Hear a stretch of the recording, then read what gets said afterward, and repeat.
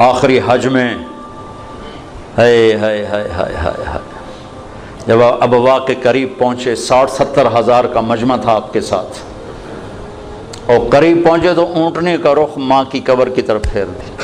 وہاں ابوا میں قبر ہے حضرت آمنہ کی۔ سن 2000 میں گیا تھا، تو میں وہاں اس جگہ، وہ آدمی جا تو سکتا نہیں، کوئی رہبر ہو تو جا سکتے ہیں، تو اللہ نے ایک رہبر ٹکرا دیا تھا، تو میں وہاں پہنچا تھا۔ زندگی گزری سفروں میں، ایسا سفر کبھی نہیں کیا۔ بیت اللہ کے اندر 2 دفعہ گیا، وہ کیفیت نہیں بنی جو حضرت آمنہ کی قبر پہ بنی۔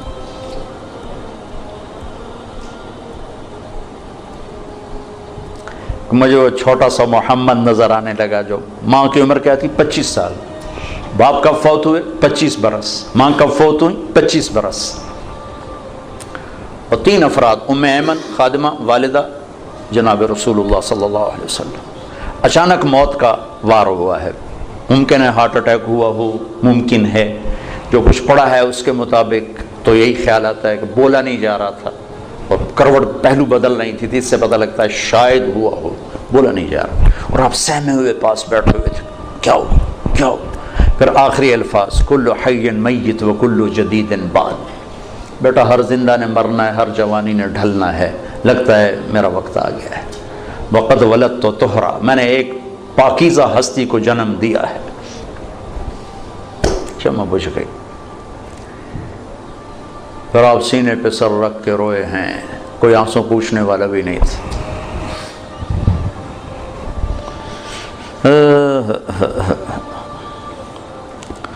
پتھر جوڑ کے وہاں نیچے اترے تو آپ پھر بھاگ کے اوپر چڑھ گئے۔ پہاڑ ہے اتنا اونچا، اس سے تھوڑا سا اونچا ہے، پھر اوپر چڑھ گئے۔ ام ایمن پیچھے پیچھے دوڑیں، تو اب ماں کی قبر سے لپٹ کے لیٹے ہوئے تھے ایسے۔ جب قریب آئیں تو آپ کہہ رہے تھے، اماں تجھے تو خبر تھی تیرے سوا میرا کوئی نہ تھا، مجھے چھوڑ کے تو کہاں چلی گئی۔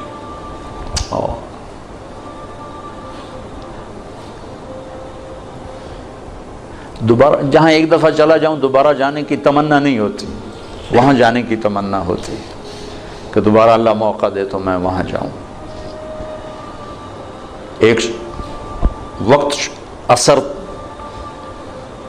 ڈھل چکی تھی کافی، فضا میں بھی وہ سرخی چھا چکی تھی، تو موسم سوگوار، ایک وہ مقام، پھر وہ پڑا ہوا سامنے 14 صدی کے پردے ہٹاتے ہٹاتے ہٹاتے میں وہاں بے خود کھڑا رہا۔ واہ میرے رب، جس کو تو نے حبیب بنایا اسے اتنے بڑے دکھ میں ڈالا، ہوئے ہوئے ہوئے ہوئے، کمال کرتے۔ باپ دیکھا نہیں، بہن ہے نہیں، بھائی ہے نہیں، چلو مکے میں موت دے دیتا، کوئی دادا دادی کوئی تو چاہ لیندہ، جنگل میں موت دی۔ کبھی اللہ تمہیں موقع دے تو دیکھنا جا کے وہ جنگل۔ میں تو یہ واقعہ ہزاروں دفعہ سنا چکا ہوں، ہر دفعہ روتا ہوں، حالانکہ آدمی عادی ہو جاتا ہے ایک چیز جب بار بار سناتا ہے، لیکن مجھے نہیں یاد کہ یہ کہتے ہوئے کبھی میں آپ دیدہ نہ ہوں۔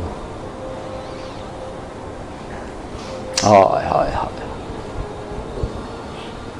تو ام ایمن نے اٹھایا، بیٹا اٹھو، کہا نہیں میں نہیں جاؤں گا، مجھے ادھر ہی چھوڑ دے، کھینچ کے لائی نیچے گھسیٹتے ہوئے۔ میں اس خوبصورت حال میں وہ کیفیت کیسے منتقل کروں جو وہاں میرے اوپر طاری تھی۔ مکے تک روتے ہی آئے ہیں، روتے ہی آئے۔ تو زخم اتنا گہرا تھا کہ 6 برس اور 63 سال، 57 برس گزر گئے، زخم نہیں بھرا، اور آپ نے اپنی اونٹنی کا رخ ادھر موڑ دیا۔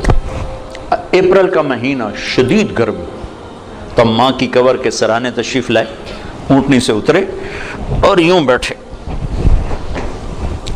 اور سر یہ نیچے دیا ایسے، پوری پوزیشن چھوٹے بچوں والی، جب زیادہ لمبا رونا ہو تو بچوں کو یہ پوزیشن بنتی، یوں سر دیا،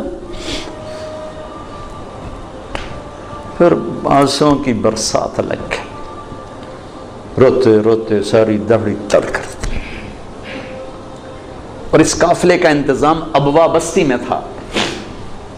ابوا وہاں سے 10 میل دور ہے اندازاً، چونکہ میں پہلے ابوا گیا، وہاں سے کوئی رہبر ڈھونڈنا چاہا، ملا نہیں، پھر راستے میں ایک مل گیا تو اس کو لے کر، تو پھر آپ نے فرمایا کہ میں ادھر ہی آج قیام کروں گا۔ وہاں نہیں گئے جہاں سارا انتظام تھا ٹھہرنے کا، ماں کے سرانے رات گزاری ہے۔ جن کے ہاتھ میں جنت کی چابی ہے، جن کے بغیر کوئی جنت میں جا نہیں سکتا۔ آپ نے کہا سارے نبیوں پر بھی جنت حرام ہے جب تک میں نہ چلا جاؤں، وہ اپنی ماں کے لیے ایسے بے قرار ہیں۔